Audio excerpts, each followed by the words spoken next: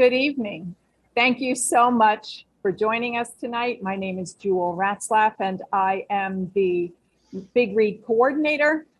I want to welcome you to the first program in our community introduction session to kind of get us all ready for the Big Read, get us acquainted with the material, and get us ready for what's coming this fall. So the most common question I get for the Big Read is, why this book? And so I just want to preface tonight's program with a short explanation of why this book, because I think it is important for us all to understand that there is a process that goes into this. And so the Big Read is a program of the National Endowment for the Arts, and every year they put together a list of books. Sometimes it's about 30 books. This last year it was 6 books that communities can choose from and write a grant application for Big Read funding from the National Endowment for the Arts. So this book, The Best We Could Do, graphic memoir by Thi Bui, was on the list, and we'd never done a graphic novel before. We had already done a couple of the other books that were on this very, very short list of 6 books. And we just thought this might be a really interesting choice for our community, something new, something different, a study of Vietnamese refugee story, something we've never touched on before. And so we chose that book, we wrote the grant application, we started our planning, and then we found out from the National Endowment for the Arts that we didn't get the grant, but we were so far down the road in our planning that we just kept on moving. So we are doing this book because of the NEA, but we didn't happen to get the grant money this year. This is only the second year in 15 years that we have not gotten one of those grants. But as the Poughkeepsie Public Library District, we are very committed to seeing this through regardless of whether the grant is there or not. So tonight's program is brought to us by Melanie Klein. She is our guest speaker this evening. She teaches a full semester course at Dutchess Community College, SUNY, on the graphic novel. So she has a wealth of experience, both in the art field. She has an MFA in creative writing, an MFA in sculpture, and her degree in English. So she's a very well-rounded person to speak with us about this particular book, which is both a visual art as well as a literary art book. So we are going to turn things over to Melanie this evening, and we will have time for question and answer at the end. And then we will have 2 more sessions in the upcoming 2 Wednesday evenings. And those 2 sessions will be probably less academic because I'm leading them. And I don't know very much about this topic, but I'm going to try to help people who are not experts in graphic novels, haven't read a lot of graphic novels, get a handle on this from a layperson's point of view, like I have done. So I will kind of walk you through some of my insights and my experiences as I've approached this material. And I hope that that will be helpful to you. So if you have someone in a book club and you want to have them join us, that's perfectly fine. This is open to the public. We have Big Read partners, we have teachers, and we have the public joining us this evening. So at this point, I am going to share the screen and bring Melanie Klein to our stage. How about that, our stage? Yay! And if you have questions, put them in the chat box. How about that? Hi, everybody. That thing went away. It did go away. Very happy about that. Yes. All right. So, as you know, the Big Read selection for this year is Thi Bui's The Best We Could Do. And it is. Okay, thank you. It is a graphic novel, to which you might say this, or perhaps this. But what is the big deal with these graphic novels anyway? There's a section in every bookstore. There's a section in every library. What is the big deal? And what is a graphic novel really? Well, the answer is actually exactly what you might expect. A graphic novel is a comic book. But let's be a little bit more specific. It's not just any comic book. Let's use Art Spiegelman's definition. It's a comic book that is long enough to require a bookmark. And so clearly that is what we are dealing with here with the best we could do. Why should I read a comic book, especially a long one? Aren't comic books cheap? Aren't they trashy? Aren't they juvenile? Aren't they a bad influence? Don't they rot your brain? Aren't they lowbrow? Well, maybe some of that has been true some of the time, but that's really pretty unfair reputation. And these qualities that make up that reputation have been largely the byproducts of the way that comics have developed in the United States. And low quality is not at all something that is built into the comics medium itself. But that negative reputation is definitely the reason for that term that we've been using, graphic novel, right? Which makes a claim to being serious, being important, being literary. Problematic term, right, though, because a lot of the best known examples of the form are not actually novels at all, right? Novels are fiction. This is a memoir, right? A lot of them are nonfiction. So we have to remember that you can't judge a book by its cover. Remember the old saying? You can't judge a book by its medium either.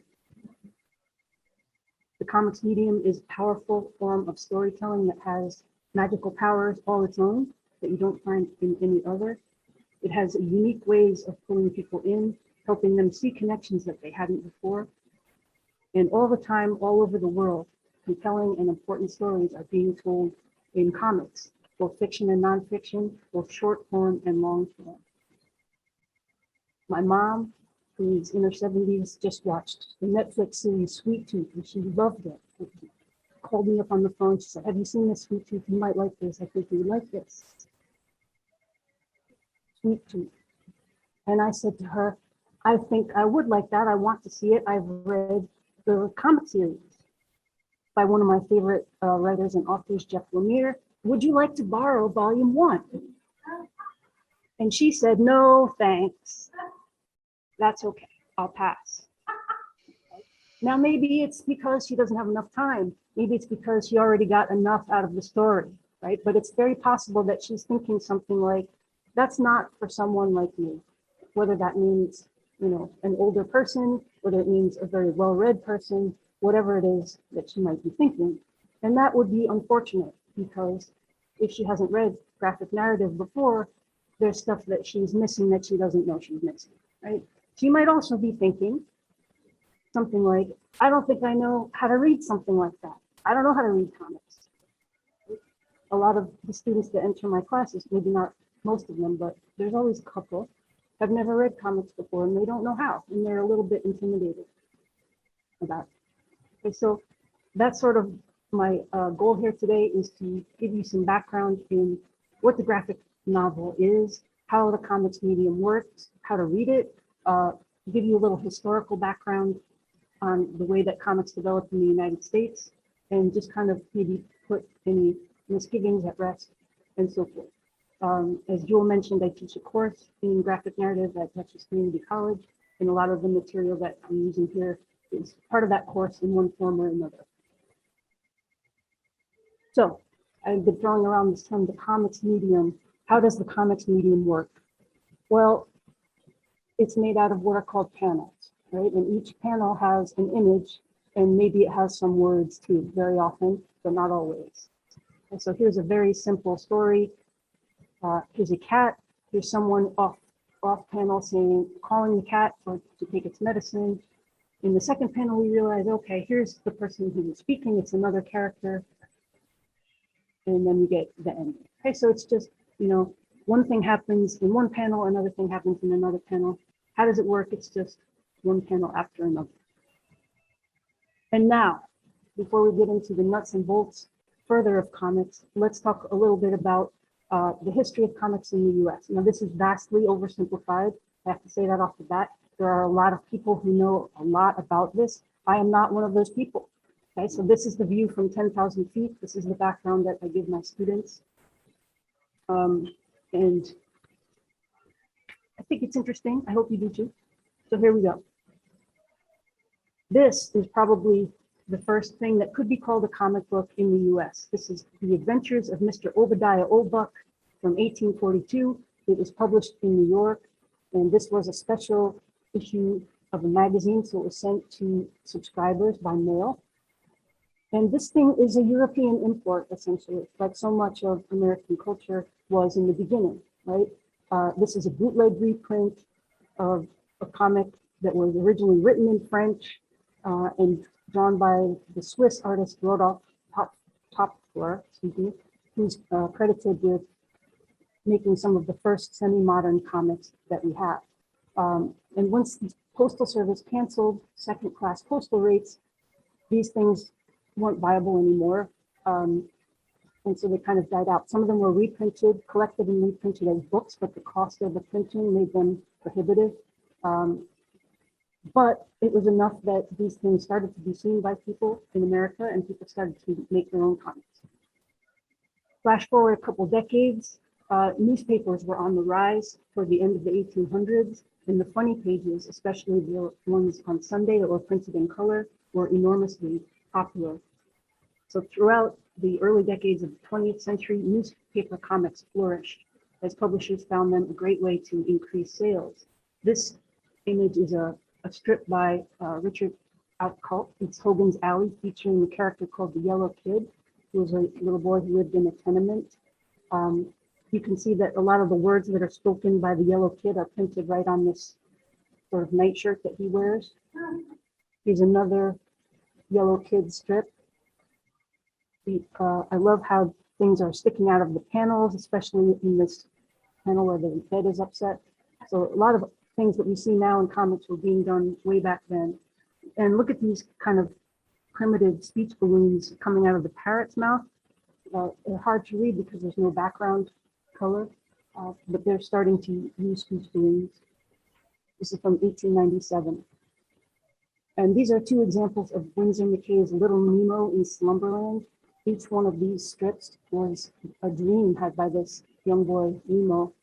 And there were some kind of amazing layouts and really inventive uses of comics here by Winsor McKay.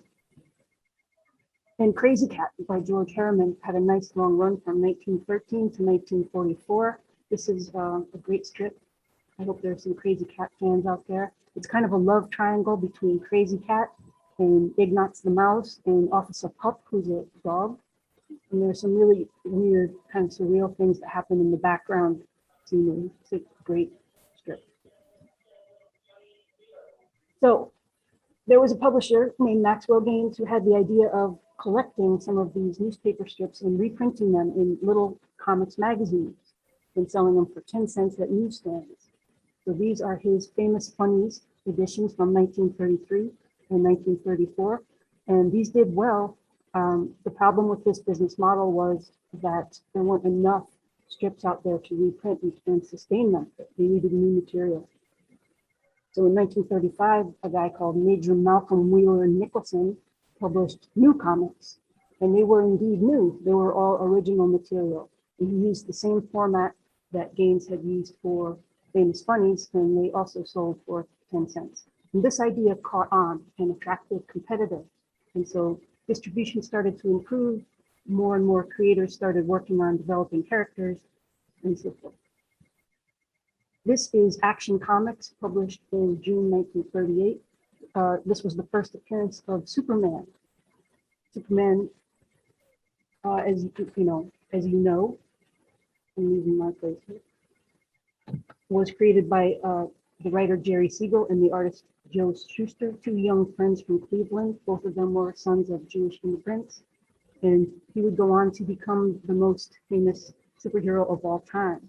The critics have attributed his powerful appeal in part to the fact that he's kind of an immigrant figure, right? He's from another planet, you recall, and he's trying to fit in. So he's someone that a lot of people could easily identify with. And besides, he saves people from danger and conquers villains. As the Depression wore on and fascism flourished in Europe, Superman and other superhero characters were powerful symbols of good triumphing over evil for both children and adult readers. And this first appearance of Superman is considered to be the beginning of the golden age of comics, which lasted into the mid-50s. By the way, Major Wheeler Dickinson's outfit ended up becoming Detective Comics, which is now DC Comics, one of the giants of comics publishing, along with Marvel Comics. So here are some more superhero comics from the Golden Age. We have over here Captain America punching out Hitler. Over here we have the Human Torch destroying a Nazi airship. And of course, Batman, the regular guy, superhero, the guy without superpowers, but who had the motive and the money to try to right wrongs. Another important thread in the history of comics is the work of Will Eisner. His long-running series, The Spirit, was published as a newspaper supplement. It was a 16-page supplement that ran from 1940 to 1952.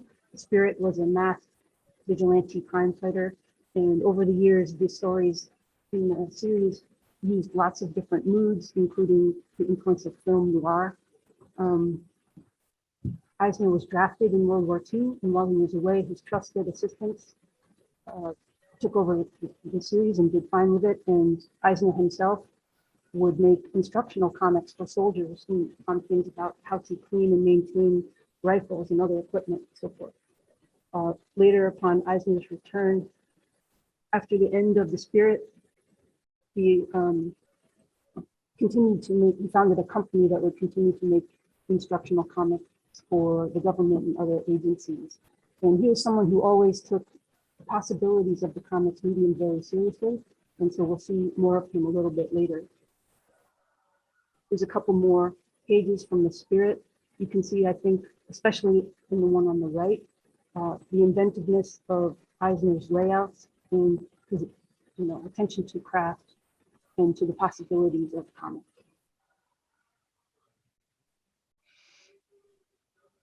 After World War II ended, the GIs who had been fighting overseas and reading and rereading every comic book they could get their hands on came back home and they wanted more comics. And so William Gaines, the son of Maxwell, took over the company, renamed it Entertaining Comics. Originally it had been called Educational Comics, or EC, and started producing comics in many different genres to appeal to adult readers. So here we have horror comics such as Tales from the Crypt. There were war comics like Two-Fisted Tales. There were crime comics, science fiction, and fantasy comics. Gaines himself was heavily involved in developing stories, coming up with ideas, and EC had a very talented staff headed by editors Al Feldstein and Harvey Kurtzman. And EC Comics had a reputation of always having an interesting twist, ending, oftentimes quite ironic. And there was often a political message or social commentary in their stories. Some of them dealt with racism, with lynching, anti-Semitism, and police corruption. But also around this time, concern was rising in the public that comic books were a bad influence on kids. They would turn them into juvenile delinquents, especially after Frederick Wertham, who was a psychoanalyst, published 2 articles in 1948 with the titles Horror in the Nursery and The Psychopathology of Comic Books. And in 1954, Wertham's book, The Seduction of the Innocent, which expanded on these themes, came out. And there was a huge furor, right? And there were Senate hearings. Estes, remember this is the time of McCarthyism. Estes Kefauver headed up hearings through the United States Senate Subcommittee on Juvenile Delinquency in 1954. And Bill Gaines testified in those hearings. So what Bill Gaines suggested to his comrades in the comics industry was that they get together and fight these charges and fight against this impulse to censor comic books. But what happened instead was that comics publishers got together and created the Comics Code Authority, which would self-regulate the industry, right, according to very strict criteria. And that meant that in order for a comic book to be carried by the wholesalers, it had to bear this seal of approval that it had passed through the censor successfully. The code's criteria, in addition to forbidding nudity, profanity, obscenity, vulgarity, horror, depravity, lust, sadism, masochism, and excessive violence and bloodshed, included moralistic requirements like these. Crimes shall never be presented in such a way as to create sympathy for the criminal, to promote distrust of the forces of law and justice, or to inspire others with a desire to imitate criminals. Policemen, judges, government officials, and respected institutions shall never be presented in such a way as to create disrespect for established authority. In every instance, good shall triumph over evil, and the criminal punished for his misdeeds. Okay, so as a result, many aspects of psychological complexity were forbidden in characters and in stories. Realistic stories relevant to many problems in society were forbidden. Stories meaningful and interesting to adult readers became almost overnight much more difficult to offer in mainstream comics. This is just one little example how the story looked before the code and how the story looked after the code. This makes no sense, you know? It just doesn't make sense. In 1956, the Comics Code Authority censor went beyond what was written in the code itself to object to the last panel of a story in an EC comic that was called Judgment Day.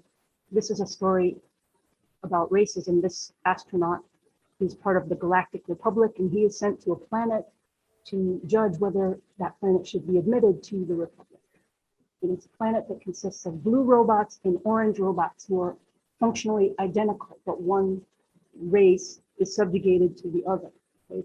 And this astronaut has his helmet on the entire time.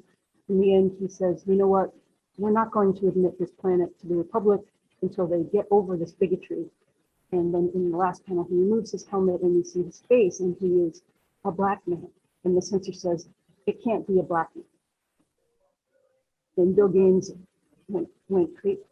I don't offhand. You could easily find that out on the internet. Bill Gaines went crazy, objected, fought very hard. And then the censor kind of backed off and said, well, he can be a black man, but he can't have those beads of sweat on his face. Okay. Eventually, the story ran unchanged, I believe, but shortly afterward, EC dropped all of its titles except for Mad magazine, which was not subject to the code's restrictions because of its magazine format. But that was pretty much the end of EC Comics, other than Mad. And we move into a new phase of comics history called the Silver Age, right? The post-code Silver Age.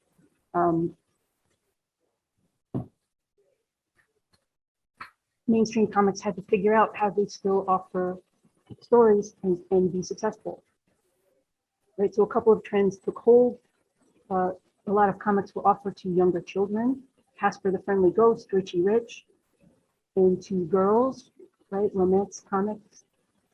And there were also some resurgence of superhero comics, and DC and Marvel both started to introduce teams of heroes. DC had Justice League of America, and Marvel's Fantastic Four started in 1961. And the superheroes of this time were more sort of self-doubting, less confident, easy for teens to identify with. And others kind of followed the tone of the Batman TV series and were campy in tone. Meanwhile, right, adult comics that were interesting to adult readers didn't stop, they just went underground. And so in the 1960s into the 1970s, you had the underground comics movement. The epicenter, as is often cited, was San Francisco. Robert Crumb and Art Spiegelman, two important comics creators, both moved to San Francisco. And Crumb edited Zap Comics, an important anthology. And Spiegelman edited with Bill Griffiths of Zippy the Pinhead, arcade. These comics were not about superheroes unless it was like to spoof a superhero. They were about regular people. They were about other kinds of characters, including the creators themselves, and about whatever was on their minds. And these were not subject to the restrictions of the comics code. So they dealt with explicit sexuality, drug use, violence, everything you think of, often for the sake of doing so because they could, right? And they also didn't have the strict once a month industry deadline or other kinds of restrictions. So it was kind of a wild time. Women were a prominent part of the underground comics movement in a way that they had not been at all in mainstream comics. And there was also some room for Black comics creators and Black main characters. Around this time, as we get into the late 70s, Will Eisner published a book called A Contract with God. It's not actually a novel. It's a series of 4 loosely related stories, but it was published as a graphic novel. It's not the first book to use that term, but it was the first widely known one. He took his time with it. He got it exactly as he wanted it, and he wanted it sold in regular bookstores. He was insistent about that. He turned down a comics publisher, Dennis Kitchen, and insisted on waiting around until he found a regular book publisher, Baronet Books. And because of Eisner's reputation in the comics industry, it got enough attention that it caught on. Got significant attention to be reprinted a number of times. It's very well respected, and it's been translated into a number of different languages. This is an important moment for comics. Around the end of the 70s, the underground comics movement was kind of drying out. Creators were in a rut. It was kind of over the top sex and violence and drug use for its own sake. It was getting really repetitive. And so comics creators started to look for something different. They kept the independence and the freedom from restrictions of the underground comics movement, but started to get more formally experimental and focus on artistic quality. Art Spiegelman, who had been in San Francisco, moved back to New York City, where he met and eventually married Françoise Mouly. She was a French publisher, editor, architecture student. The 2 of them together, actually it was Françoise Mouly who insisted on starting, and the 2 of them edited together Raw magazine from 1980 to 1991. This was a large format, thick magazine that published comics by some of the well-known figures from the underground comics movement, and also a lot of completely unknown people, both from the United States and from Europe and from other parts of the world. And they also published old, Winsor McKay, Nemo and Slumberland comics and interesting things like that, that would have a new audience as well.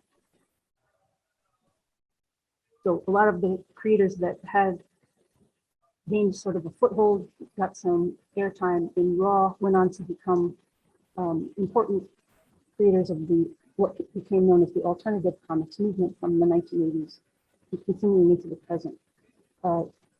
Chris Ware. Oh, are you?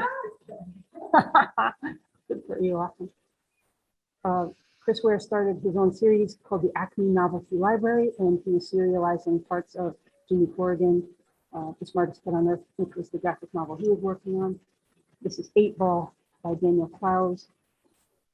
The story Ghost World that eventually emerges from this series.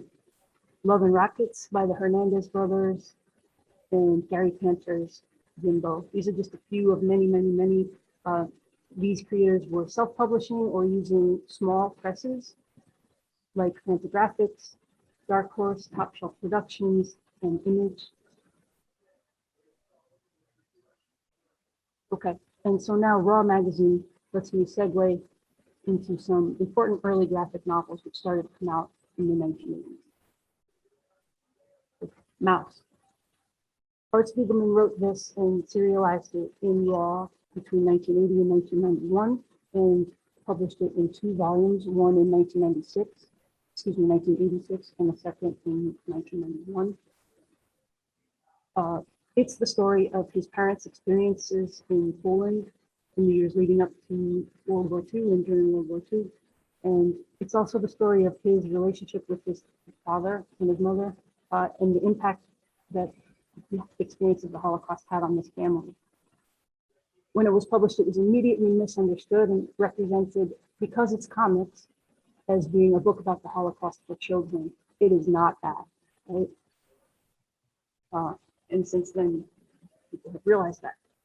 Extremely important moment, obviously, for comics. At the same time, important things were happening in mainstream comics in the development of the graphic novel. Frank Miller, who's an artist and a writer, was pushing hard for increased creative control, relaxed deadlines, and better quality printing.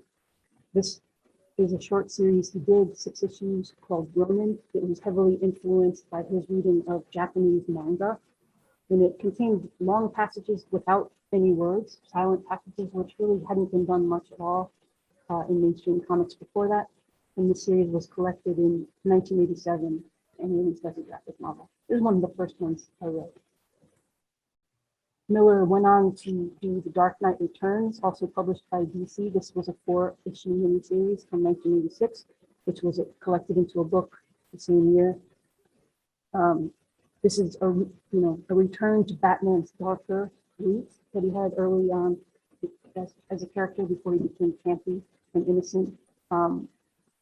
This Batman is in his 50s. He's retired. He's kind of bitter, but he comes out of retirement to deal with this ultraviolet, violent gang that's terrorizing people. And there's a lot of interesting use of sort of fictitious media characters to talk about the distortions of television and that kind of thing. Really very influential and interesting book. And then there's Watchmen. Watchmen was a 12-issue miniseries published by DC between 1986 and 1987, and later collected into a book. This is a story about a group of masked crime fighters, vigilantes who take it upon themselves to fight crime. One of them takes it upon himself to save the world from its own conflict. It's really very philosophical, incredibly detailed, incredibly interesting. This guy, Alan Moore, who wrote it, is impossibly smart, impossibly well read. And this was something that when each issue came out every month, the readers had to wait a whole month for the next one, and they would read and reread and reread. And it was so good, it was so layered, it was so nuanced that each issue rewarded that kind of reading. So if you've seen the movie and haven't read the book, I encourage you to rectify that as soon as possible, because they are not at all the same thing. In 1993, comics got its first full-blown theoretical text, Understanding Comics by Scott McCloud. Though to be fair, it draws on a book by Will Eisner called The Sequential Art, Comics of Sequential Art. And it was, it's a book-length essay about comics written in comics. That's sort of the gimmick of it, but it works so well. This is, the avatar of Scott McCloud, sort of. And it's, it demonstrates things in practice. It shows you how comics work using comics itself, and it's fascinating. And I know you're going to hear more about that from Jewel in future sections of the series, but it's an incredibly important moment for comics. Jimmy Corrigan, Smartest Kid on Earth by Chris Ware, is published by Pantheon Books in 2000 after being serialized in New City, which is a free Chicago alternative weekly newspaper, and in Ware's own series, Acme Novelty Library. It runs to 380 pages. It's a deep dive into this character's isolation and psyche and emotions or lack thereof. It's fascinating, and we'll see a little bit more of Chris Ware in a few minutes. Persepolis is by Marjan Satrapi. It's the story of her experiences as a child during the Iranian Revolution in 1979 and growing up in its aftermath. It was published in 2 volumes. She was educated in France, so it's very much in the French comics tradition. And it's a really frank and accessible and funny book. It's got a lot going on. Those volumes came out in 2000 and 2004. And this is Fun Home by Alison Bechtel. I hope some of you get to hear her talk for the library on Monday.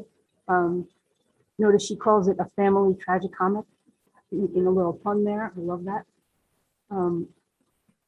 She had been publishing the beloved and well-known, widely syndicated strip Dykes to Watch Out for many years, but this is a memoir about her relationship with her father and all of the ins and outs of it. It's deeply literary in terms of being filled with literary allusions, and I will confess to you that just about everything I know about Proust comes from this book, and it will remain that way. No, maybe not. Anyway, this is great book. Okay, let's turn to some nuts and bolts of comics. Okay, just some anatomy, some terminology that people can use to discuss Thi Bui's The Best We Can Do. As we said before, comics are built out of panels. What we didn't mention was the gutter, and this is something that Scott McCloud spends a lot of time talking about. The gutter is the space between the panels, and that is where the brain of the reader makes sense of how does this panel relate to the one before it, right? So it looks like nothing is happening there, but something big is happening there, okay? The gutter.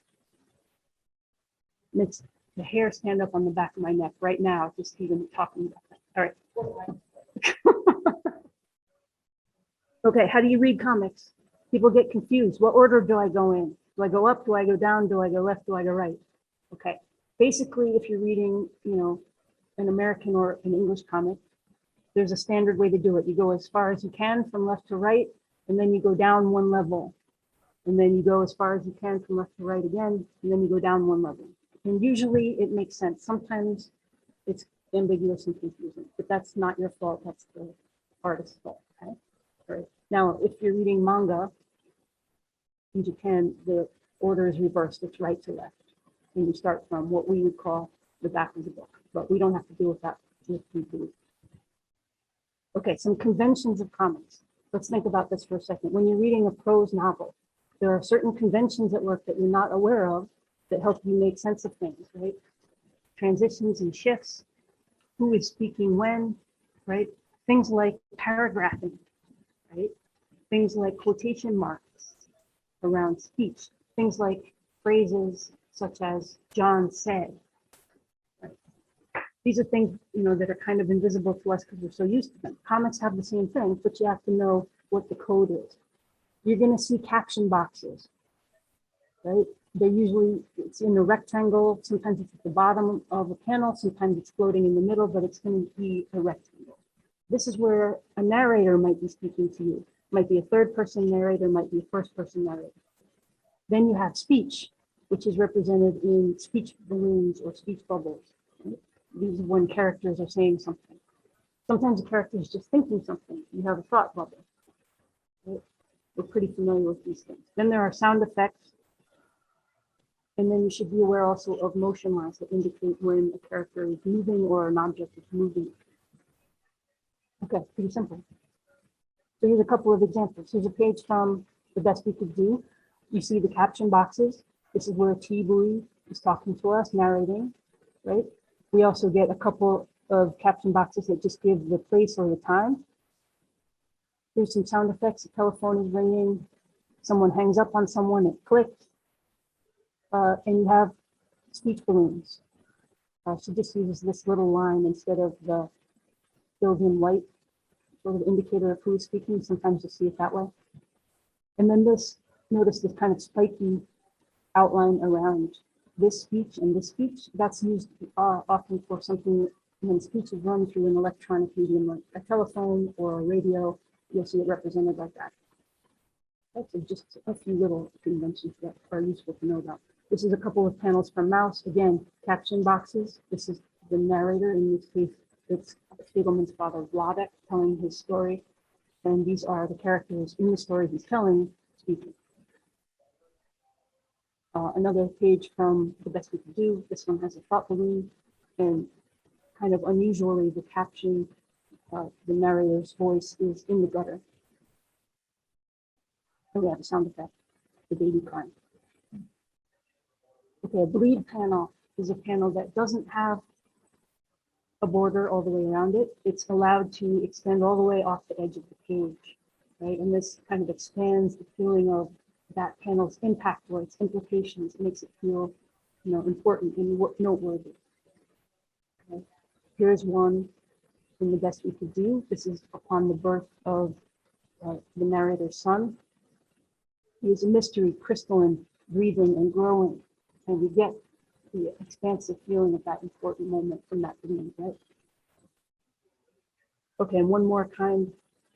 A splash page is basically a bleed that takes up the entire page. Sometimes it takes up a whole 2-page spread, and it might have regular panels inset within it. Splash page. So here is an example from The Best We Could Do. This is the backside, what we see first of Thi Bui as a child, is going to sleep and starting to dream of swimming freely in their apartment. And then you turn the page over and you see this splash page where she is actually, in her dream swimming throughout the apartment. I love this page because of the way that the rooms seen from the top look like panels. Right? I think that she's having a little fun with us. Okay, and this is a 2-page spread. We have the inset caption boxes over 2 important images. All right, you are saying, right? I get it. I get how to do it. All that was really easy. Why were you telling us that? But still, my question remains, why read these things? Right? I like regular books just fine. Thank you very much. Okay, so this is going to be my closing argument. I'm going to give you a few thoughts about why comics are special, why they're worth reading, why they have something to offer that not every kind of book, not every movie, not every other art medium does. Okay, first reason is that comics make space in reading for silence, right? Think about it. When you read a book, you're always being, your experience is being mediated by someone's voice, whether it's, the third person narrator, first person, whatever. And usually that's the case in comics as well, but there are times when it is silent, there are no words.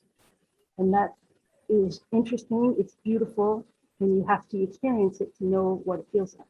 Okay, so here's a page from Jimmy Corrigan. You don't get a lot of plot advancement, right? It's about the place, it's about the passage of time, it's about atmosphere. It's about probably other stuff because Chris Ware is deep, right? But, there's no words. Here's another.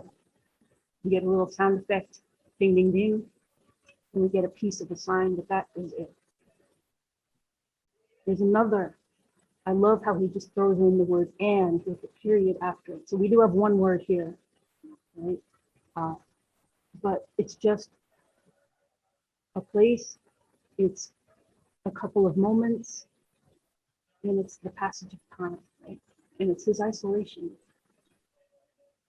uninterrupted by words. That's one thing. Oh, one more example from The Best We Could Do. This is when they have gone to a refugee camp.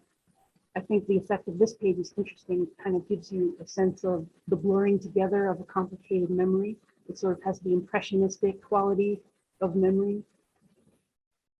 And it gives you the sense of just a rush of things happening to these people that's being remembered later.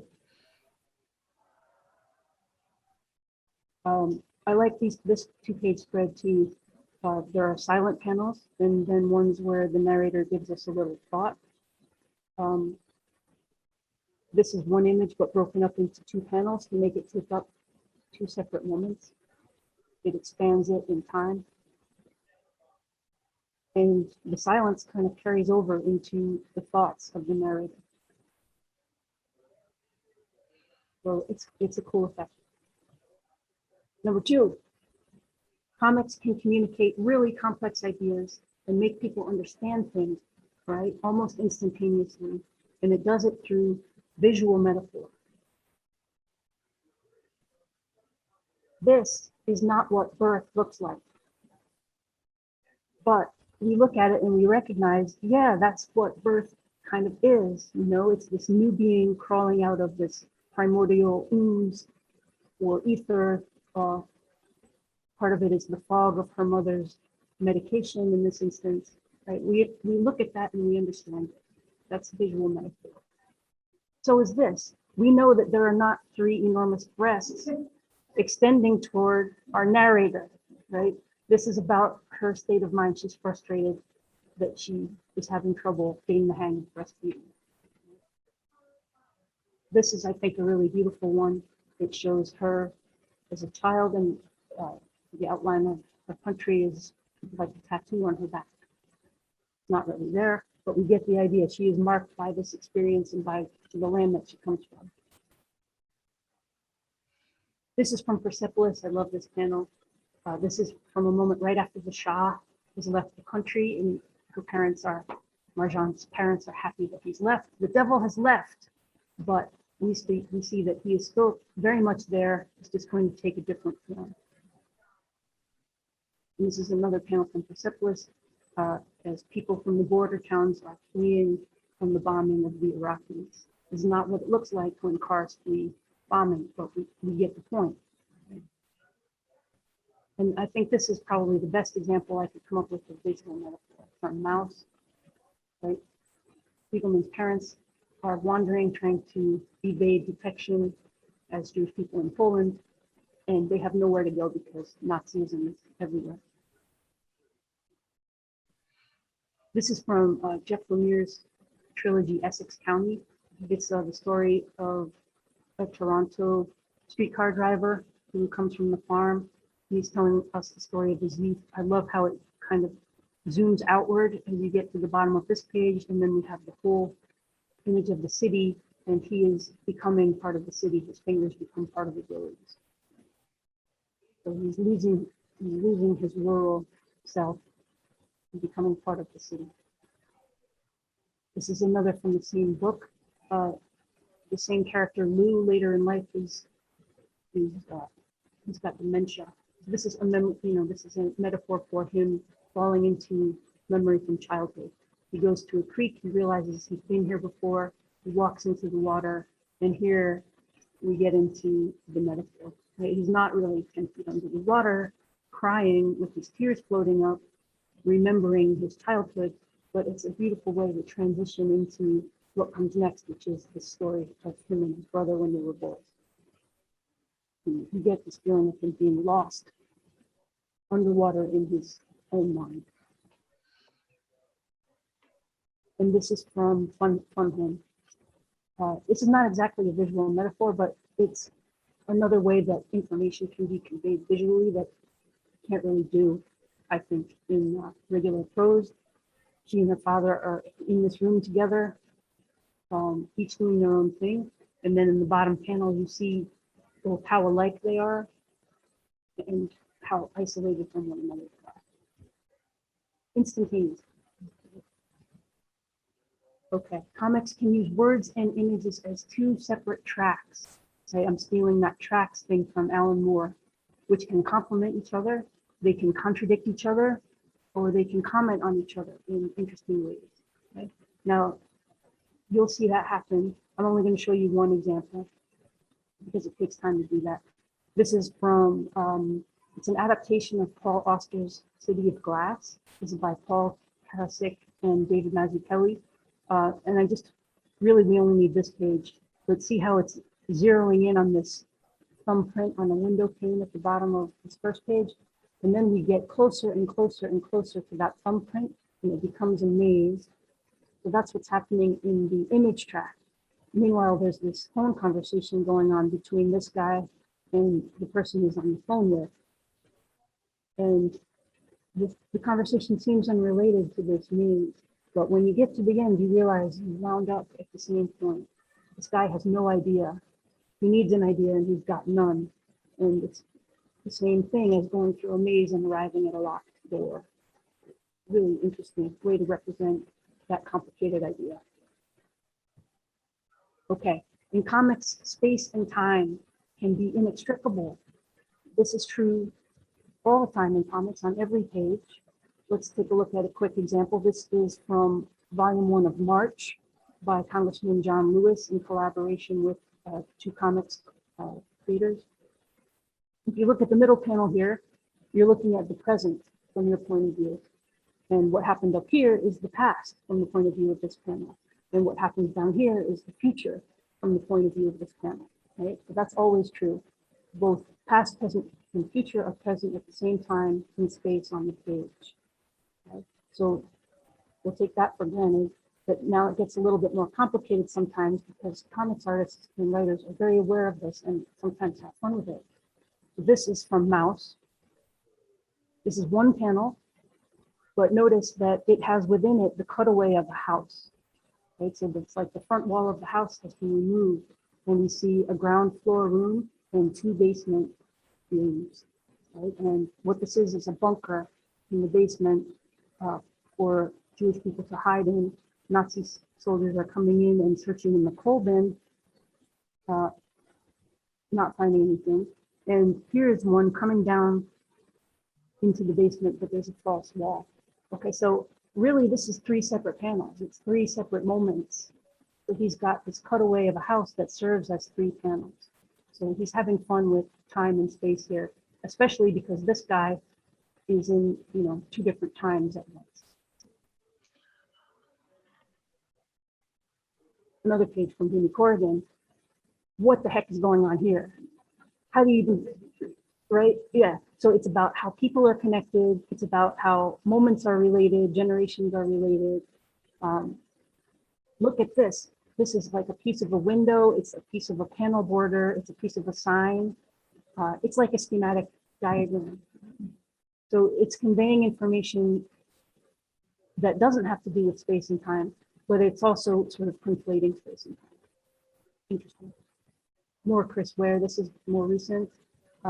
There are bits of stories in here, right? But they're all kind of presented as kind of equivalent and related, juxtaposed in such a way that you don't know which one to read first.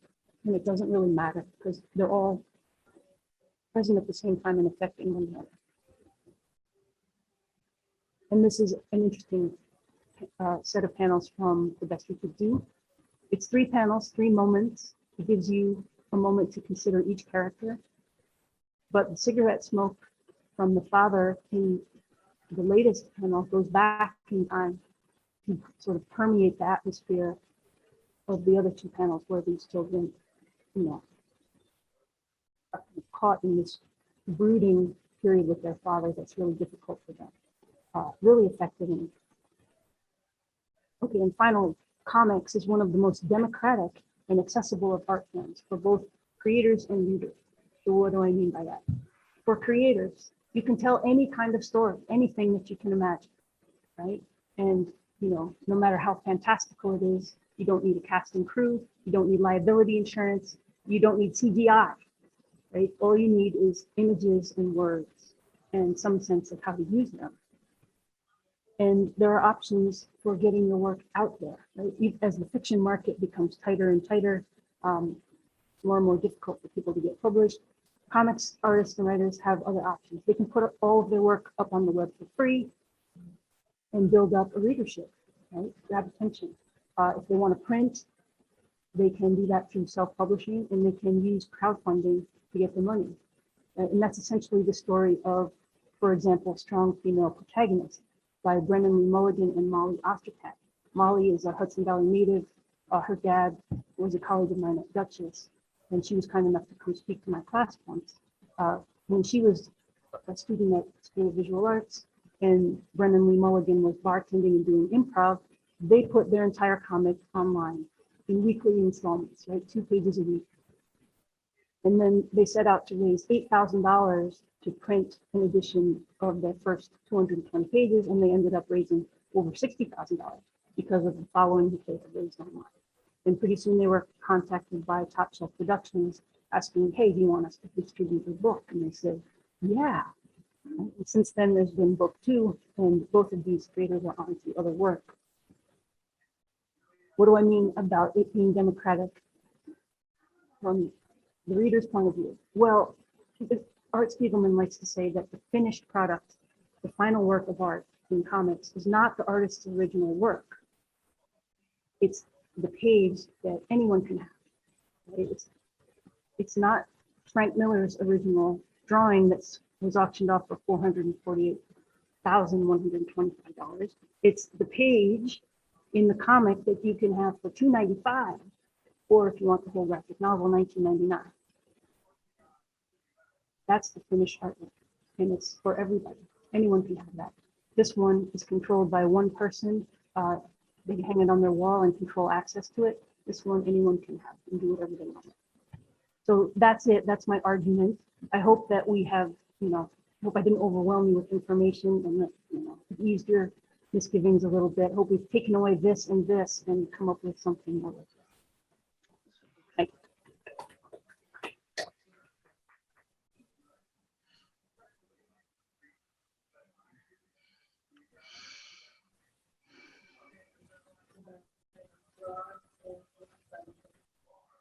So the question was, are most novels drawn and written by the same person? It varies a lot. Some people can do both and love to do both. Others, feel like they can only do one part of it, and they find a partner to work with.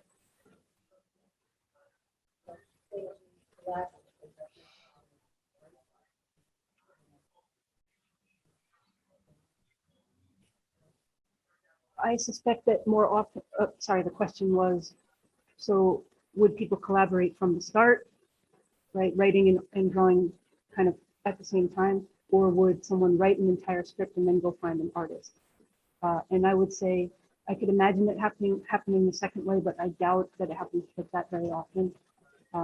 Because I think that the artist would have a lot of input into how the story should be broken down, and a lot of back and forth would result in a better book. But I don't know. That's a good question.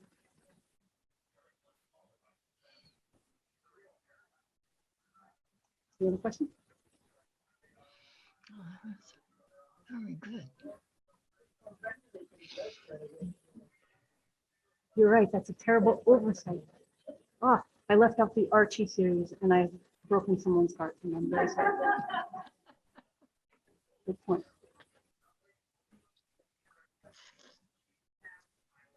Oh,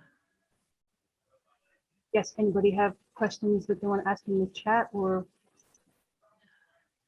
here's one. Can you talk a little about the use of color, particularly in graphic novels that use just one with color with black? How does color choice help set the tone? I think that color can be distracting, although once you begin reading, it starts to fade into the background a little bit. My students love to really belabor the point that a black and white comic, is very serious looking, but I think they read a little bit too much into that and try to get more mileage out of it than there actually is. I really like those comics like Fun Home and like The Best We Can Do that use that sort of washy color effect, just one monochromatic color choice that varies in saturation only. I think that works really well without being distracting. I kind of like that effect. I don't know if I'm answering your question, though. I'm sorry. Another question, what do the pencilers, inkers, and letters do in the creation of a comic?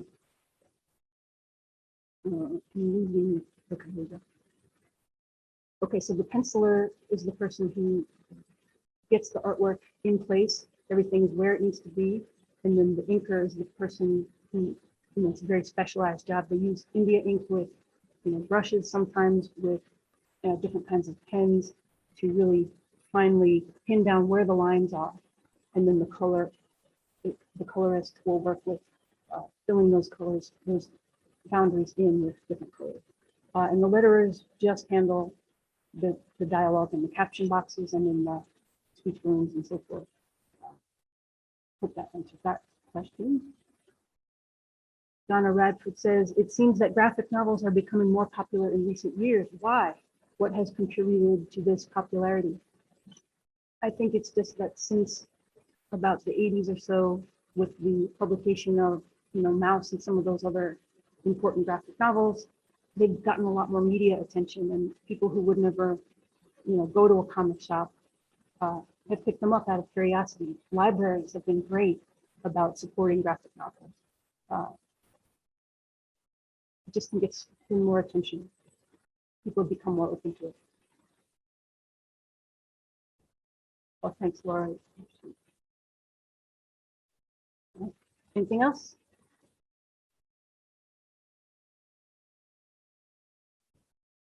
Okay, we're good.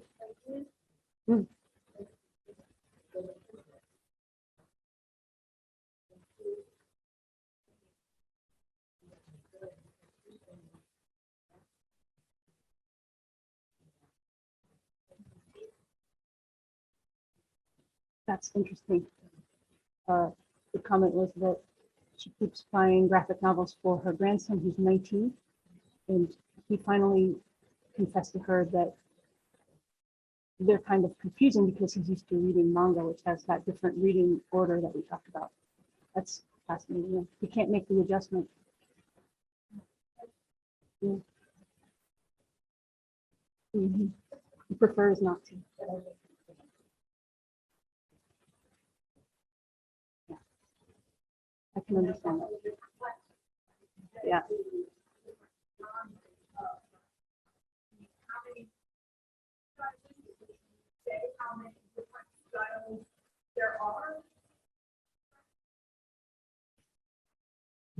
Who can even say?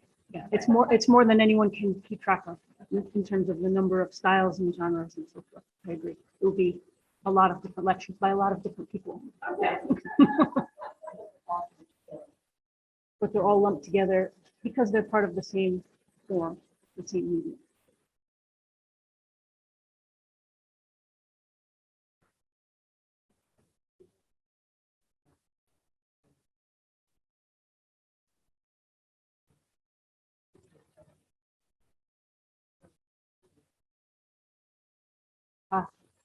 A comment here that she read that Thi Bui chose this monochromatic color, this sort of sepia tone, to kind of go with the mood of the narrative story.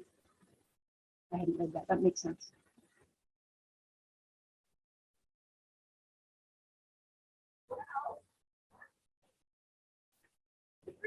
Thank you. Oh.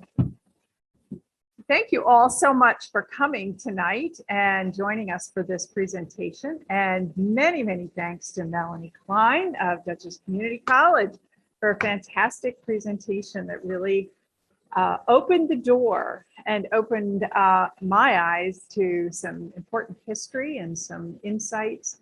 So I hope you'll all join me next week, Wednesday night, 7 o'clock. Same place, same station. Well, you know, you're welcome to come here in the room if you like, but you're welcome to join us on Zoom. And we're going to try to work out some of these volume kinks for next week. But I'll send you an email as well when the link is available so that if you want to share the recording of tonight's presentation with someone, you can do that. All right. Thank you so much. Good night.